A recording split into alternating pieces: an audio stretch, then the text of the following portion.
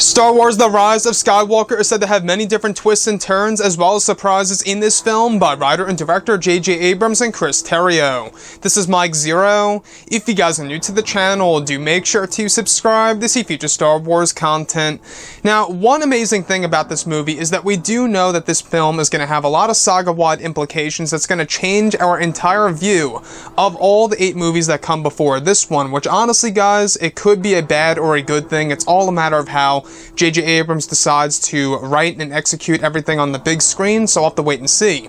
Now, these past couple of weeks or so, we've been learning a whole lot more about this film, and when it all comes down to one of the concept art descriptions, this is where things begin to get very exciting for Kylo Ren, the Knights of Ren, and even a big plan for Emperor Palpatine in Episode 9. Now, specifically, it's described that a description of Kylo Ren and his Knights of Ren entering an abandoned Imperial base, where it's said that Kylo discovers many of Palpatine's belongings within the building.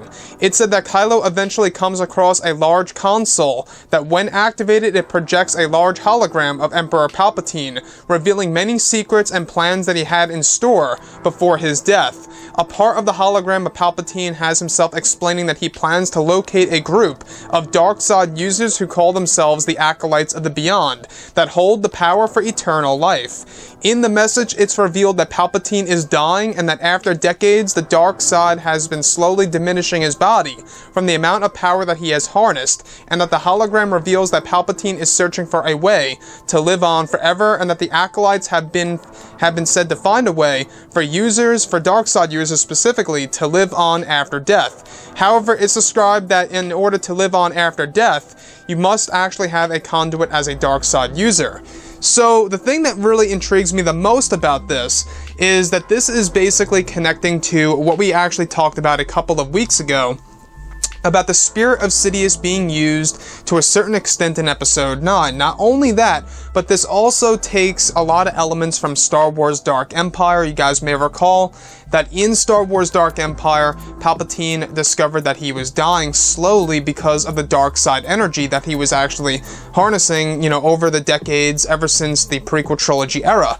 And what I like about that is that J.J. Abrams is cherry-picking from that moment where this old hologram of Palpatine that was recorded well before the events of the end of Return of the Jedi reveals that Palpatine was actually dying for quite a long time, and for a very long time, Palpatine was searching for the Acolytes of the Beyond. Now, the Acolytes of the Beyond are actually said to know a path to basically eternal life or to live on after death, and that Palpatine is searching for the Acolytes. Now, you can really see how everything is really starting to interconnect and how all the dots are really starting to connect here as to why Palpatine was really searching for the Beyond and why he had the Jakku Observatory that also has, different hyperspace routes over to the unknown regions. And we also know that the unknown regions is a bridge, if you will, to the Beyond. So this big plan by Emperor Palpatine is to seek out the Acolytes of the Beyond and find that they have the power of eternal life in order for Palpatine to live on forever.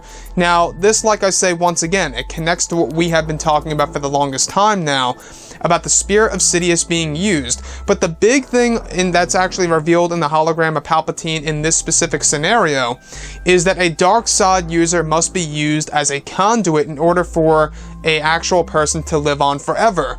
So that not only connects to what was actually revealed a couple of weeks ago, and you guys may have actually seen the leaks, it's very interesting for sure, that the spirit of Sidious is actually going to be within the Dark Acolyte at the very end of Episode 9, hence the new villain being basically two entities in a way where you have the spirit of Sidious controlling the body of the Dark Acolyte at the very end of Episode 9. And you can really see where everything is starting to move from point A to point B here for Episode 9 by J.J. Abrams. It's funny, J.J. was actually asked numerous times on whether or not Palpatine is going to be alive or not in this movie, and he said, expect the unexpected, and he really could not say anything.